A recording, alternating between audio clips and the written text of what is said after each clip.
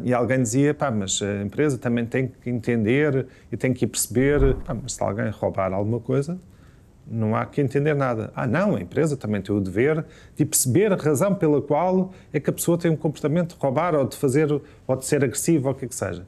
E há estes exageros. Um ambiente de trabalho onde as pessoas ou não se dão bem, ou não se complementam, ou não se interajudam, isso prejudica naturalmente a produtividade e tudo o resto que vem com a produtividade. Um bom trabalhador tem sempre trabalho, seja onde for. E um bom trabalhador nunca tem medo de ser despedido. Nem nunca tem medo porque ele sabe que, seja nesta empresa ou naquela, ele vai ter trabalho e até vai ter propostas para sair. Mas as pessoas pensam, ok, eu vou receber mais 1 ou 2 ordenados. Mas depois, quando vem o recibo, a talhada que levam em termos de impostos, aquilo é altamente desmotivador.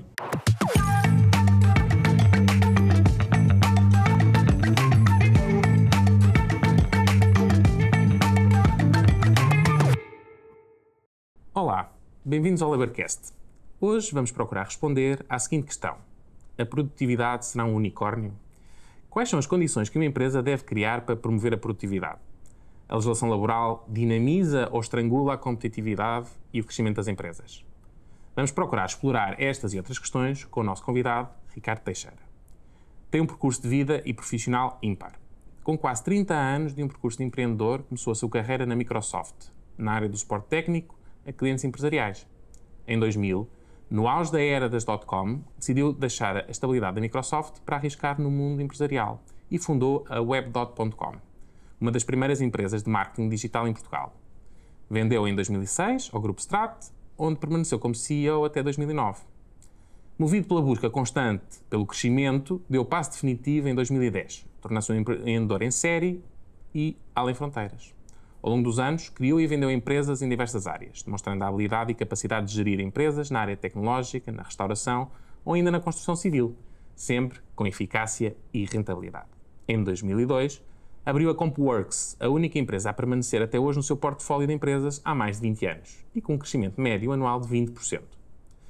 Associou a este percurso profissional uma enorme capacidade de superar os fortes desafios da vida e as adversidades da vida, nomeadamente ao lado da sua esposa e do seu filho. Ricardo, bem-vindo ao LaborCast. Obrigado pelo convite. É com muito gosto que o recebemos aqui para falarmos um pouco sobre o tema da produtividade, tendo em conta a sua experiência profissional muito rica. E nesse sentido, começaria logo por fazer esta pergunta, que é o que é a produtividade e se ela existe, se é um conceito útil. Qual é a sua opinião sobre esta matéria? A produtividade, para mim, há a produtividade individual e a produtividade enquanto grupo, não é? E para mim o que me interessa no todo é que o grupo funcione. Pelo menos a minha forma de pensar e nas empresas que tenho tido é que é como se fosse uma equipa de futebol. O guarda-redes, por norma, não marca golos, portanto não tem esse nível de produtividade, mas que tem que defender as bolas, tal como na empresa há uma série de pessoas que não são produtivas, mas que funcionam, mas que têm que funcionar e olhar toda a estrutura para que depois a outra parte seja produtiva. E, portanto, eu falo pela minha experiência, nomeadamente a CompWorks, que eu tenho a forma de medir e de motivar as pessoas para 2 pontos. A produtividade individual, das pessoas que conseguem ser produtivas e conseguem... Toda a gente é produtivo, não é? A questão é como é que se mede a produtividade de uns e como é que não se mede a produtividade de outros. E há pessoas que são produtivas porque são elas que fazem horas, projetos para os clientes, e há pessoas que são produtivas porque fazem faturas, fazem recebimentos, fazem lançamentos, fazem cobranças, fazem todo o outro trabalho para que a estrutura seja oleada e, portanto, que funcione.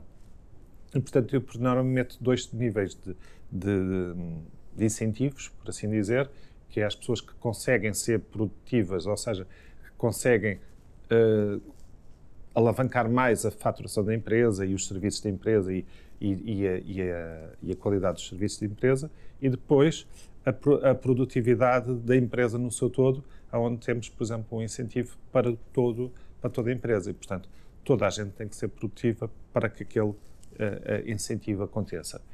E para isso tenho agregado aos níveis de crescimento da empresa E isto faz com que, quando entra alguém dentro da organização, as outras empresas, as outras pessoas que lá estão, sabem que se entrar alguém que vem acrescentar valor é bem acolhido. Quando veem que alguém que não vai acrescentar valor ou que houve uma má contratação, algo do género, são os primeiros a tentar recuperar ou a tentar excluir essa pessoa. Portanto, não sei se respondi. Não, completamente. Mas e isso, essa forma de ver, leva-me aqui um bocadinho também à segunda questão, que é, olhando para esses dois níveis para avaliar ou para definir a produtividade, quais serão, no seu entender, os fatores que influenciam a alcançar essa produtividade? Por exemplo, como estava a referir na sua empresa, a CompuWorks, recentemente anunciou até a criação de um sistema de incentivos que permitirá a cada colaborador receber até 17 salários anuais. Estes incentivos são absolutamente essenciais, sem eles a produtividade não ocorreria. Como é que vê esta situação e como é que enquadra esse sistema de incentivos que implementou? Eu acho que a produtividade não existiria de forma tão eficaz e tão eficiente. E eu gosto sempre de eu me concentrar naquilo que eu gosto de fazer e de estar mais à frente na empresa, na visão da empresa, trabalhar noutras coisas do que andar, como muitos, usando a analogia do chicote, que é uma analogia de brincadeira que se chama, no chicote das empresas, andar a instigar, olha, já faturaste, e já vendeste, e vai vender, e faz, e a puxar por essa parte, e eu isso não faço. Porquê? Porque nós temos todos um objetivo comum. E se nós metemos incentivos desta forma, que todos crescemos e todos ganhamos com isso, a mim poupa-me muita energia de eu andar a incentivar dessa forma. Claro que eu gosto de saber, olha, como é que nós estamos este mês, como é que vamos, isto é uma questão. Mas não ando ali e já fizeste, e já não sei o quê. Porquê? Porque a própria empresa, todos, se preocupam com essa parte, porque estamos todos a trabalhar para um crescimento dos tais 20% que seja. E há alturas que, por N razões, até porque quanto maior é a faturação, mais difícil, os 20% correspondem a um número maior e, portanto, há alturas que começa a ficar mais complicado. Posso dizer que este ano que passou, 2024, foi dia 31. Mas toda a empresa estava a lutar e estava tudo a ver onde é que ia buscar mais umas migalhas para conseguir os 20 e depois, como todos estavam envolvidos, todas a ver onde é que conseguiam ir buscar os seus pozinhos, acabámos por ter 3% acima. Portanto, e foi no último dia. Eu estava de férias e eu não andei a preocupado com essa parte, porque todos estão preocupados com essa parte. A minha parte estava feita. A minha parte, claro que nunca está feita, mas é uma forma de falar. Não era eu que ia influenciar. Mas era o Ricardo que queria criar as condições para que isso acontecesse. Mas eu criei as condições para que as pessoas tenham essa parte. E aquilo que eu estava há pouco a falar, é curioso que quando alguma pessoa entra ou que fica desarmanada do grupo, é a própria estrutura que ou puxa para dentro, ou então chega-se ao pé de mim, este não tem o nosso ADN, não há nada a fazer. E não é são várias pessoas que vêm, de alguma forma, ter esta conclusão que pá, não dá, por causa disto ou por causa do outro lado, e, portanto, isto é uma forma de... tem que ser muito transparente, tem que saber dividir para crescer. E, portanto, isso é uma forma muito honesta de estar nas empresas. Nós temos um dashboard onde todos veem a sua produtividade, onde veem o que fizeram, as suas horas, o seu trabalho, o que incentivaram ou o que contribuíram para a faturação da empresa, de oportunidades que viram clientes. Temos isso tudo num dashboard, mas temos também uma coisa ao dia, a faturação da empresa. E como é que estamos no cenário dos objetivos de cada mês, dos objetivos do ano. É transparente, toda a gente sabe. Isso é muito interessante e muito importante. E, portanto, aqui quando falamos em ingredientes para a produtividade, também se calhar temos que falar em ingredientes para a criação de um verdadeiro espírito de equipa. Certo. E aí a transparência e a comunicação são essenciais. Eu acho que, pronto, depois há essa parte de nós não podemos ter isto tudo e depois temos mais pessoas. Claro.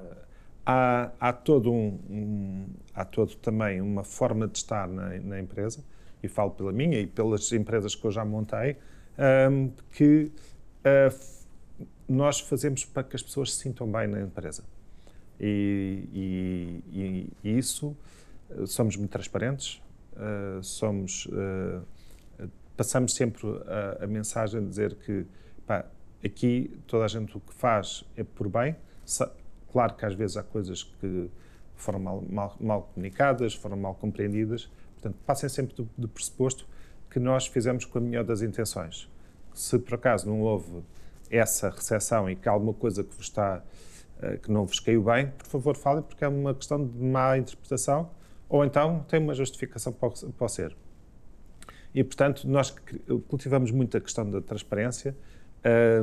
Temos uma estrutura muito horizontal. Portanto, eu, por exemplo, há muito tempo que já deixei de ter gabinete.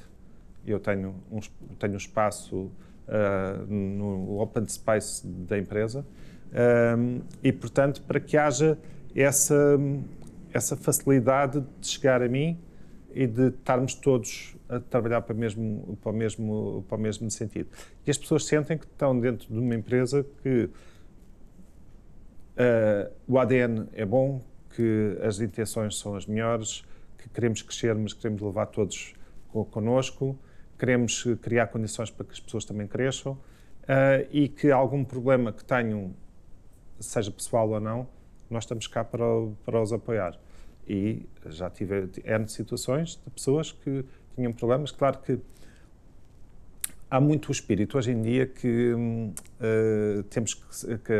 as empresas têm que ser quase uma creche e tratar as pessoas como uma creche. E no outro dia estava a meter um post, ou estava a reagir a qualquer coisa que alguém dizia que, até foi um post que eu meti sobre o despedimento.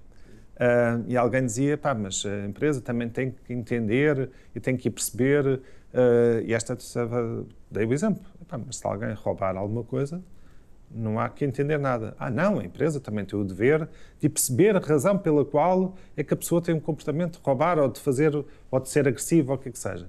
E há estes exageros, e eu sou contra os exageros, porque eu só contrato pessoas adultas, de preferência que tenham alguma capacidade profissional e que tenham alguma know-how nas suas áreas e, portanto, não trato as pessoas como babysitters que andam ali agora a tentar perceber porque é que a pessoa teve um comportamento e porque é que é má pessoa e tentar recuperar e buscar psicólogo e por aí fora. Para estas situações não. Mas já me aconteceu o contrário.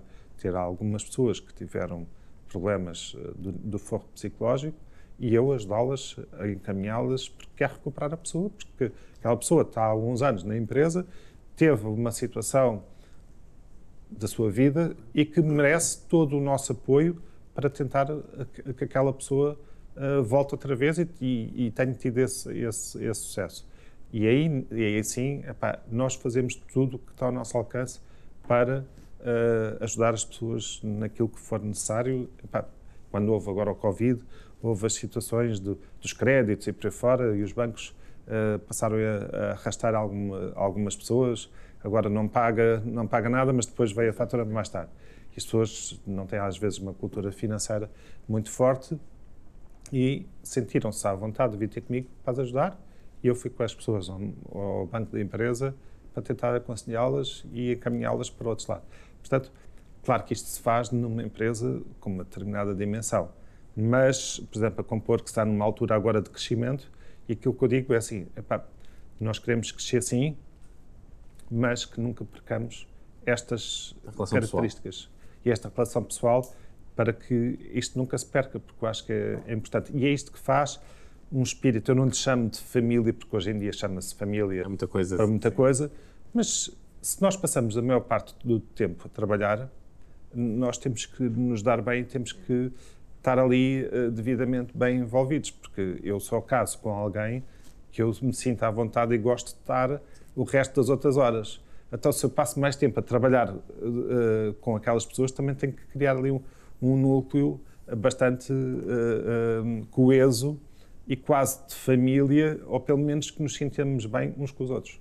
Obviamente que nós, quando pensamos no trabalho, nem sempre pensamos que passamos pelo menos um terço da nossa vida no trabalho. Certo. Pelo menos um terço da nossa vida é trabalho. Se considerarmos, por exemplo, mais deslocações, é bastante mais do que um terço. E tendo em conta que pelo menos 7, 8 horas É a dormir, portanto, passamos grande parte da nossa vida com aquelas pessoas. Exatamente, e portanto é um aspecto interessante que hoje em dia fala-se muito que as empresas são os trabalhadores que escolhem as empresas, não tanto as empresas que escolhem os trabalhadores. Eu continuo a achar que continua a ser um bocadinho das duas coisas. As empresas continuam a escolher as melhores pessoas para as funções, não é? Tendo em conta os critérios, mas os trabalhadores também. Portanto, aí o bom ambiente de trabalho, para além de poder levar a índices bons de produtividade, é absolutamente fundamental para a sustentabilidade e manutenção de uma organização e para o seu crescimento. Uma empresa que não tenha bom ambiente de trabalho, em que as pessoas não se sintam de alguma forma, pelo menos acolhidas, em que as suas perspectivas de crescimento e desenvolvimento profissional são aceites como fazendo parte desse mesmo crescimento, isso depois também obstaculiza, ou pode criar obstáculos à produtividade, porque um ambiente de trabalho onde as pessoas ou não se dão bem, ou não se complementam, ou não se interajudam, isso prejudica naturalmente a produtividade e tudo o resto que vem com a produtividade. Neste momento estamos numa altura de escassez até de pessoas e há muita oferta de trabalho, para o bem e para o mal existe. Noutras alturas que não existia tanta oferta de trabalho e havia mais pessoas à procura de trabalho, eu já tinha políticas, por exemplo, lembro-me que aqui há uns anos tinha uma sala de Reiki dentro da empresa.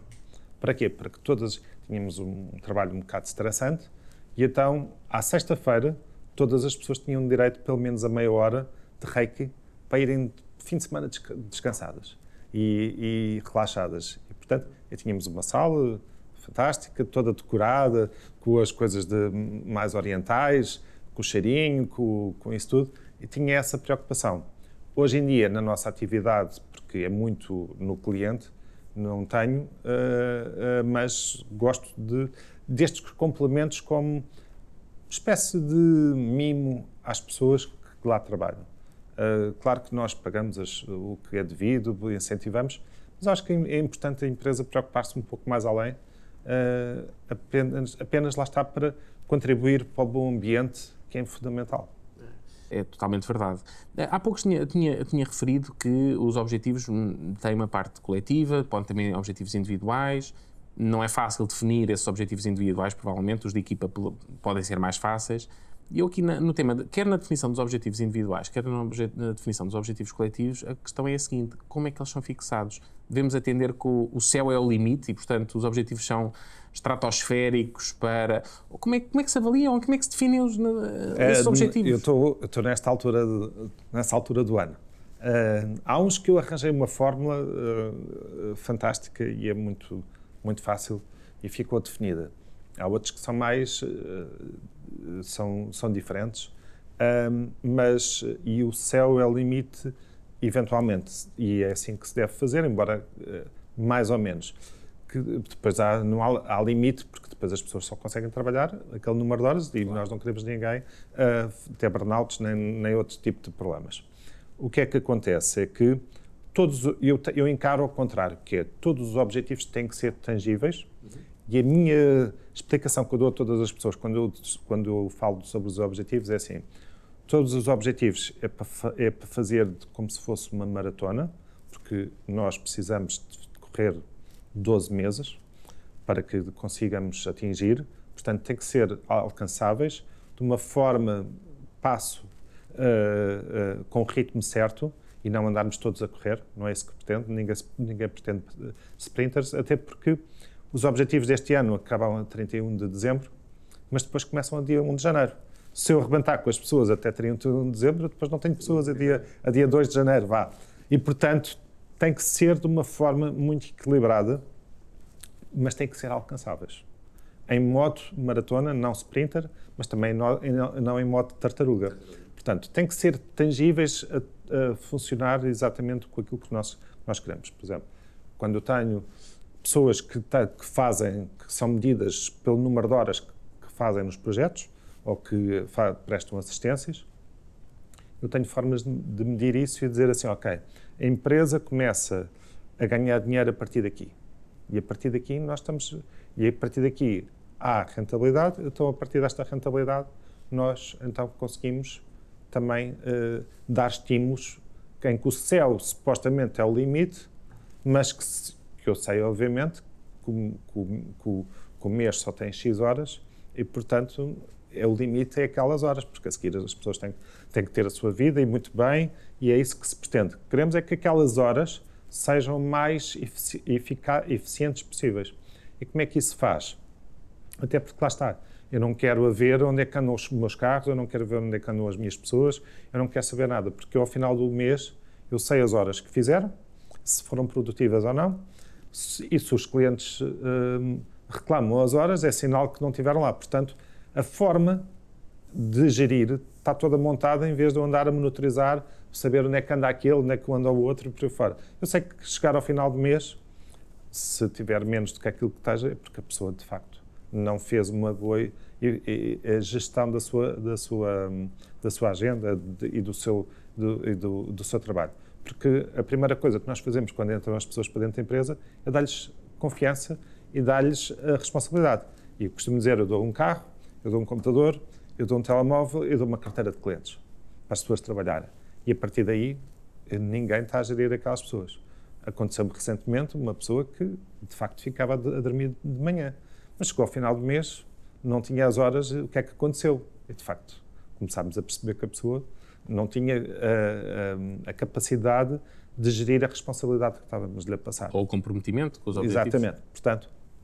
Portanto, essas pessoas, claramente, que não estão perfiladas para este tipo de trabalho, precisam de um trabalho que alguém esteja a monitorizar, porque de manhã todos nós, por norma, custa a sair da cama, não é?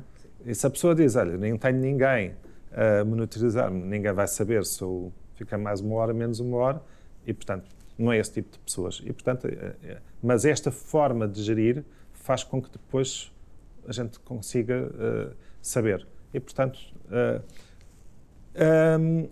basicamente é assim a forma com que tudo aquilo que eu faço é que tenha que ser tangível, justo e que seja motivador. Para isso as pessoas têm que ganhar, têm que se conseguir alcançar para ganhar, para depois a partir daí habituar-se e estarmos todos bem.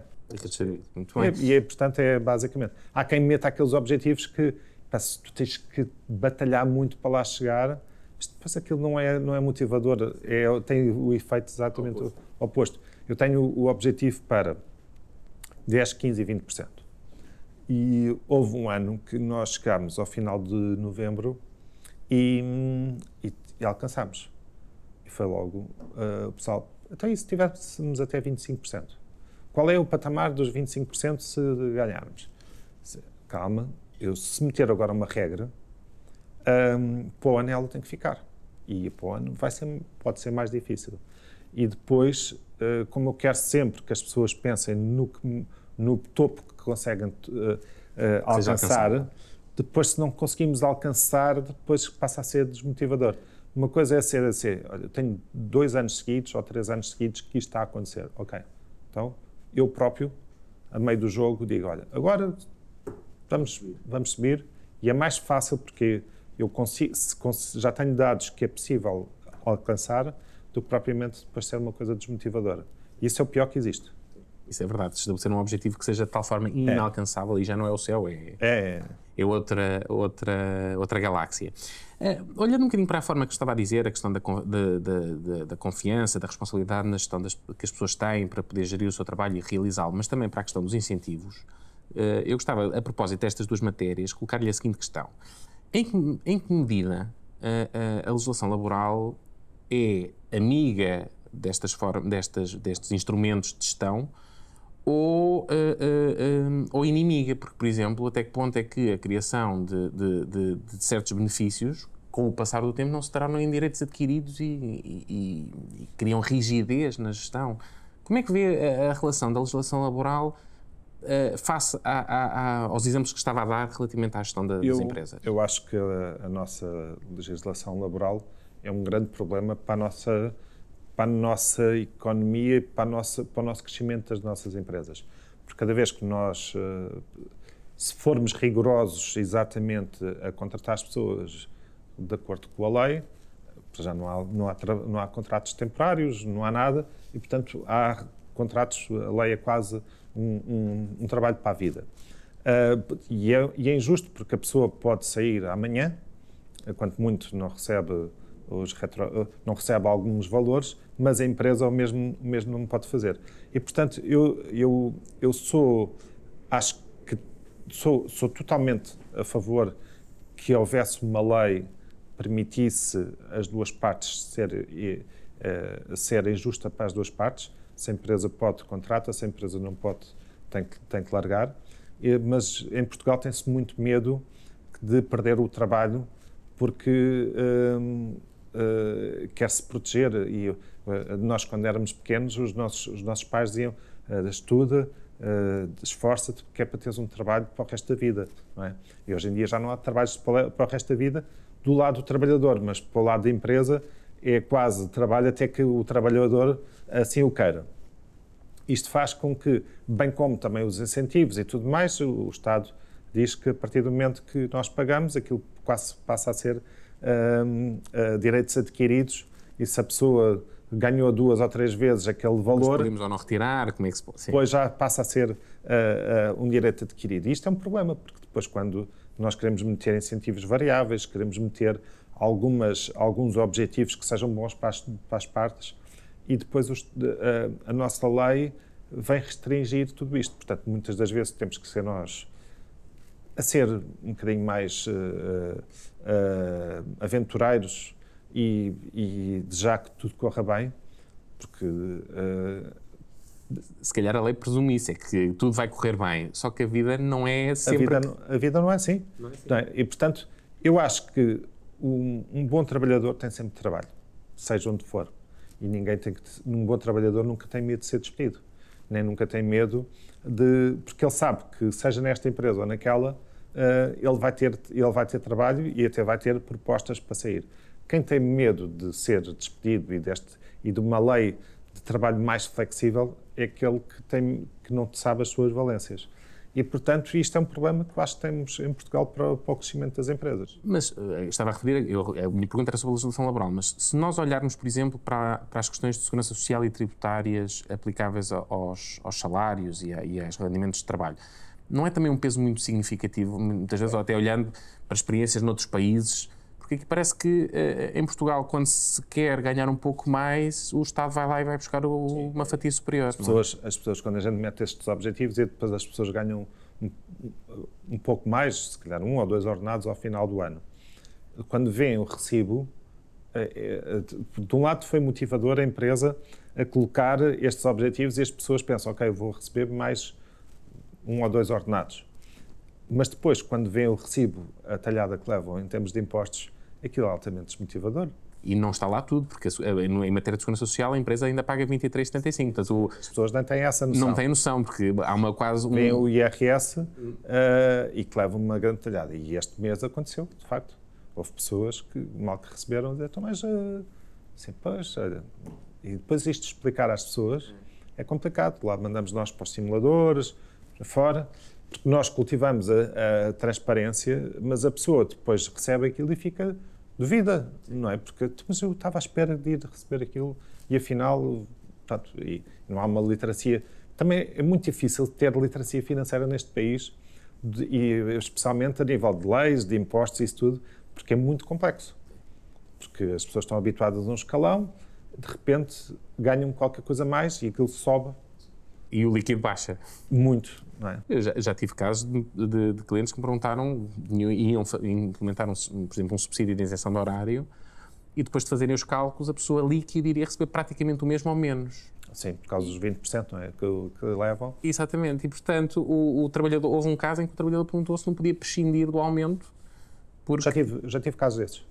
É completamente inacreditável ter um sistema. Eu já tive um caso situações. de uma pessoa que nós sabemos que a pessoa tinha-se divorciado e pronto, e precisava aqui, ia passar a ter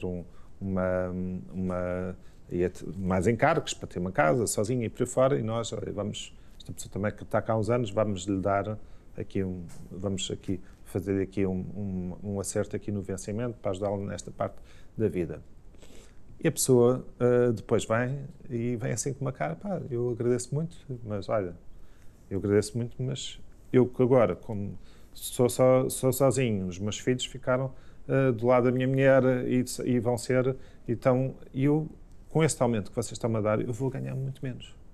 Portanto, epá, olha, obrigado, mas e a gente viu-se obrigados temos que dar um ajuste ainda maior à pessoa, para que a pessoa veja ao final do mês a fazer-se sentir.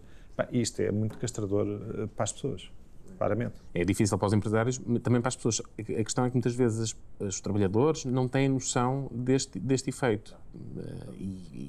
E há até agora algumas iniciativas que visam até, por exemplo, começar a colocar nos recibos de vencimento não apenas a informação que já temos atualmente, mas toda a carga fiscal associada. E o custo para a empresa de um determinado salário, porque eu acho que isso era capaz de tornar mais visível para as pessoas o esforço que muitos empresários fazem, que tentam fazer e que muitas vezes não têm o... Eu diria que qualquer empresário português, quando tem sucesso em Portugal, se fosse num país onde as coisas são vistas de outra forma, em Portugal, se conseguiu ter sucesso com esta legislação, com estes impostos, com esta carga toda fiscal, e não é só a carga fiscal do ponto de vista de laboral, não é? Claro que sim, claro que sim. Pois há todo o resto. Uma empresa, eu, por exemplo, o ano passado tivemos um crescimento bastante acentuado e tivemos bastantes resultados. Chegámos a tudo ok, tudo declarado, tudo ok, sem questões nenhumas, porque é assim que deve ser. Muito bem, chegámos ao final do ano, sim senhor, paga. Mas depois, como o ano anterior tivemos resultados, já estamos a pagar sobre o próximo ano a estimativa do ano seguinte. E, portanto, quando a gente leva uma castada, porque pagámos do outro, ainda temos que levar já com efeito do próximo ano. E, portanto, isto é matar literalmente as empresas. Portanto, é estrangular qualquer hipótese de crescimento. A pessoa pensa se de facto tem tesouraria para crescer. Mas não é para crescer para o negócio, é para pagar os impostos. Portanto, é um peso brutal. Portanto, de facto, é a realidade de muitos empresários que eu, às vezes, me parece que nem sempre passa para a opinião pública ou para a maior parte das pessoas. Não faz a ideia dessas dificuldades. Não. As pessoas não sabem. Nem a maior parte, nem nós, o nosso tecido empresarial é nano e microempresas. E mesmo essas empresas, lá está, estão sempre mindset e bem, eu entendo perfeitamente, é arranjar o máximo de despesas para conseguir pagar menos de impostos. E, portanto, nem eles próprios sabem essa parte, porque também andam ali a tentar, no dia-a-dia, gerir essa parte. Enquanto há outros países, é assim, ok, até determinado tipo de faturação, até determinado tipo de rentabilidade, não paga impostos, porque nós queremos estimular a economia. Aqui não, nós queremos estrangular, literalmente, todas as empresas. Agora, olhando também, voltando aqui um bocadinho ao tema dos incentivos e da produtividade, gostava de lhe perguntar o seguinte: até que ponto é que estabelecer regras para a produtividade, para o crescimento empresarial, para a rentabilidade, isso transforma... Há pouco disse que gerava um ambiente de colaboração de todos remarem para o mesmo lado. Mas será que não há o risco de criar ambientes tóxicos, de elevada competitividade entre colegas, eventualmente até invejas entre colegas, esta ideia? Ou a ideia de um objetivo de equipa ajuda a transformar o foco do ambiente tóxico, eventualmente num ambiente colaborativo e de aproximação entre colegas? Tem que se gerir bem.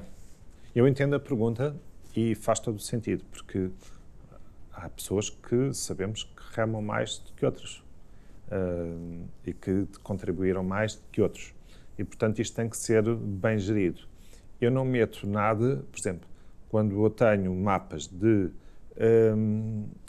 eficiência da produtividade das pessoas, eu não meto que o A teve esta rentabilidade. Eu meto a média da equipa e meto o membro que mais se destacou, meto a pessoa que mais se destacou sem nome. Ou seja, eu digo, há um elemento, já não sei bem a palavra que usamos, o membro da equipa que teve maior produtividade teve X produtividade, quer em número de horas que produziu, quer em nível de negócios que identificou em clientes. e que gerou faturação. Ninguém sabe quem é. Só ele próprio, quando vai ver, é que vai ver que os seus dados batem com o patamar, com o que está em primeiro lugar. Mas ninguém, só isso é que sabe. Sabemos a média, sabemos o que está em primeiro. Para quê? Também para que as outras pessoas saibam que é possível lá alcançar e também se possam comparar com a média da equipa. Que a média da equipa, na verdade, é que é importante. E, portanto, as pessoas podem se destacar na média da equipa e é bom, ou podem ver que estão abaixo e então têm que se esforçar melhor. E isso serve para que as pessoas possam melhorar e não que haja um espírito competitivo. E mesmo quando existe a pessoa que mais se destacou em determinado mês, em determinadas coisas, nós não damos um prémio, damos um reconhecimento. Por exemplo, um cheque da Amazon num valor simbólico para que a pessoa compre um presente para si. Para quê? Para que isso não seja um estímulo, mas seja um reconhecimento. E aí nessa parte não há o céu é o limite. É mesmo um reconhecimento, porque senão depois vai ter o outro lado, ok? E, portanto, tem essa componente. Claro que depois, por exemplo, na área comercial pode haver aquela questão de dizer, então, este conseguiu ter melhores resultados porque ele tem uma carteira de clientes melhor. Então nós passámos a ter uma outra forma de distribuir os novos negócios pela área comercial. Clientes Tier 1 ou Tier 2, o que é que fazemos? Quando há um Tier 1, vai para a seguir, ou seja, é rotativo para que todos possam ter a probabilidade de ter um cliente e ter as mesmas, do que propriamente, olha, este cliente vai para ti porque acho que fica melhor contigo. Este vai para ti porque acho que fica melhor para ti. E aí pode criar as tais injustiças. Isto tem que ser muito bem trabalhado porque é como alguém uma vez me dizia, quando nós não tínhamos nada disto não havia questões. Agora, como nós já temos aqui, todos temos sempre questões para colocar porque andamos... E depois, quando sabemos que as pessoas quando têm um dedo, querem um braço. E aí a atenção ao detalhe é absolutamente decisiva. É fazer as coisas sempre com a maior transparência e com a maior comunicação, que as pessoas compreendam que nós estamos a trabalhar para o melhor, estimular e que seja e é um trabalho feito com as duas partes. Esta é a minha proposta. Parece-te bem? Eu acho que, assim, e vamos chegar a um consenso e fechamos. Em alguns aspectos. Outros não, outros já está muito bem calculado e está muito bem previsto. Há anos que é assim, bate certo, portanto não se mexe. Na parte comercial, obviamente, que todos os anos a gente temos que melhorar, temos que meter objetivos diferentes e, portanto, aí acaba por ser sempre aí olha, eu acho que as minhas contas este ano valem X, mas depois o new business. Então, vamos chegar aqui a um consenso e, portanto, a partir daqui fechamos. Estás confortável assim? Estou confortável assim? Então fechamos. Não sou só eu a ditar. Não vale a pena ser ditadores, não vale a pena. Isso não gera adesão. Não gera adesão. E aquilo que eu quero é motivação. Não quero chegar ali com coisas realistas. A pessoa não... Quer que a pessoa aceite que aquilo é possível. E a partir dali, vamos correr juntos. Bem. Olha, estamos quase a terminar, mas queria-lhe colocar aqui uma última questão, e considerando que a sua área de atividade é a tecnologia, até que ponto é que a tecnologia, por um lado, melhora a produtividade e a organização das equipas, mas também, por exemplo, pode ou não ajudar a gerar ou a reduzir o gap geracional, também nessa lógica de melhoria do espírito de equipa, melhoria da produtividade, crescimento e desenvolvimento das organizações? Eu acho que a tecnologia, quando estamos a trabalhar e a um determinado nível, aumenta o gap. Porque há pessoas que estão mais... Uma filha tem 10 anos e consegue ajudar a mãe já quando a resolver problemas. Porquê? A cabeça dele nasceu já dentro de uma realidade, não é? E, portanto, tudo bem que há tecnologia que ajuda. O meu pai, com 81 anos, sabe mandar mensagens a usar o WhatsApp, fantástico, e porque isso era antigamente impensável, alguém conseguir mexer, mas depois, quando estamos a um determinado nível, a tecnologia pode aumentar um gap, claramente. Eu não tenho isso na minha empresa e não sinto isso, porque pronto, ainda somos as pessoas mais novas da empresa e as mais velhas estão claramente na liderança da tecnologia e têm 50 e são claramente as pessoas que estão mais à frente, mas também por causa do ADN delas e pela sede de conhecimento que têm, mas pode aumentar claramente noutras áreas. Na nossa, pronto, se calhar se tivéssemos pessoas com mais idade ou algo assim do género, eventualmente poderia ser um problema, porque as pessoas depois a partir de uma certa idade já podem não ter, não sei se respondi bem à questão. Isto relativamente ao gap geracional, sim, é a questão de poder aumentar exatamente por causa das apetências de cada um. Mas também tem o revés, que é aumentar a produtividade. E será que as pessoas que tenham acesso à tecnologia podem também melhorar os seus índices de produtividade? Ou não há aqui uma relação direta entre a utilização da tecnologia e a melhoria dos índices de produtividade? Eu acho que na minha atividade específica, por exemplo, isso cá está-se a referir à parte do IA, por exemplo, sim, da utilização sim. do IA. Mas na minha área, como é muito técnica, nós precisamos de meter, como se costuma dizer, a mão na massa e fazer. Noutras áreas, claramente, que a inteligência artificial pode aumentar a eficácia, e espera-se que vá libertar alguns postos de trabalho e algumas funções, por causa da eficácia que está a aumentar. E, portanto, é aí, claramente, na minha área especificamente, por exemplo, na área do código, se a minha empresa desenvolvesse código, eu tenho já perfeitamente noção, e pelo que eu percebo, os developers, hoje em dia, determinados tipos de código, pedem ao ChatGPT, ele devolve, escusam de estar ali a bater código, não é? Portanto, e claramente, mesmo na parte do software, aquilo que se estima é que os developers, produzidores de estar a produzir código, tendem em diminuir para haver a parte da arquitetura para depois fazer a conjugação desse código e ver como é que e criar programas e o que se espera com esse código. Mas bater código puro e duro normal, isso tende a diminuir porque o ChatGPT assim o faz. Na minha área, como é sistemas, como é redes, é muito parametrização. Claro que já temos sistemas, por exemplo, de segurança, que já prevêem determinados tipos de comportamento e fazem essa defesa. Mas também eles precisam ser parametrizados e monitorizados. E acompanhados. Aí, claramente, já temos sistemas que nos dão determinados alertas que antigamente não eram tão perceptíveis. Mas lá está, mais uma vez, precisamos de pessoas para receber os alertas, interpretar os alertas e depois desempenhar funções específicas. Ricardo, olha, agradeço-lhe imenso o tempo e a sua disponibilidade para partilhar a sua visão sobre estes temas desafiantes e complexos. Foi um prazer tê-lo aqui.